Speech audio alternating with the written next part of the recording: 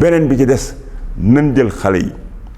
jël les fonds qui sont au niveau du ministère de l'environnement ak feneen ak feneen ak feneen ak fonds yi nekk au niveau de la grande muraille verte ñu yóbbu fa xale yi ñoom ñëpp ñu dem defi reboisement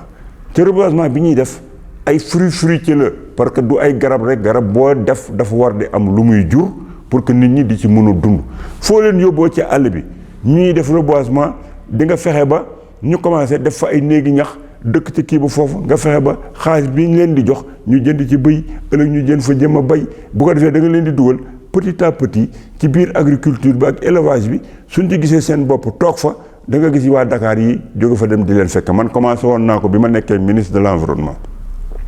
di ci liggéey ba jëloon assurance jël banque ba xam ne bi xale bi dañ koy wutal suñ ko joxee un salaire de 100 000 50 000 francs lañ koy jox fa mu nekk 50 000 yi ci banque bi ñu ubbi woon fa la koy def xale bi bu liggéeyee 1 an rek am 600 000 ban fonctionnaire nga fi gis muy liggéey def 1 an dajale 600 000 francs mbaa mu dajale 500 000 francs ci compte d'épargne amul fenn dañ leen wowoon naa waa Eaux et Forêts jël militaires yi ñu ñëw ba ñu waroon a commencer def projet bi pour yóbbu leen ci grande muraille la taxoon ñu doon ko def dañ bëggoon bu ñu demee foofu ñu pousse leen ñu wut fa élevage commencer faa bay ba nekk maintenant des gens qui vont vivre de l'agriculture su ko defee ñi nekk fii ñibbi dem jéem koo defi niche yi ñu war a mën a def affaire bi dafa bëri mais il faut que président veille ci fonds yii pour que ñu def ko ci yii nga xam ne bi la moom laa décrire moom mën a yóbbu te li may demandé waa DER aussi lii la bu ñuy nañuy financer ay projets de 40 30 50 millions pour des gens yoo xam dañoo yor seen ay entreprise de menuiserie yor seen ay entreprise de confection de tailleur parce que loolu moo leen di permettre ñu yokk seen équipement ba pare gën fa téye xale yi ñu fa def gën leen a former jox leen ay métiers bu ñu paree ñu ber leen nga dem seeti waa ngaay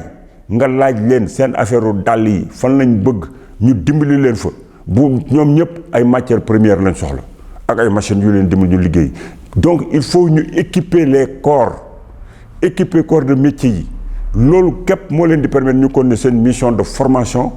seen mission de commercialisation de leurs produits ak seen mission boo xam ne bu ñu génnee li ñuy am ci la ñuy ber keneen buñ ko defee mécaniciens yi bu ñu téye seen i xale salon de coiffure yi téye seen i xale si di am ay liggéey bu ñu demee ñooy def ci biir kër gi kër yëpp commencé di dund bu menuisier yi téye seen i gone dootoo gis gone guy nekk ci mbedd mi di daw parce que gis na ñooñu nga xam dañuy jàng métier ak ñuy jàng apprentissage ñooñu ñoo toll ci âge yu nekk ci mbedd di daw seeni patron génnuñu seeni patron dawuñu ci biti te ñooñu boo leen joxee métier ñu doog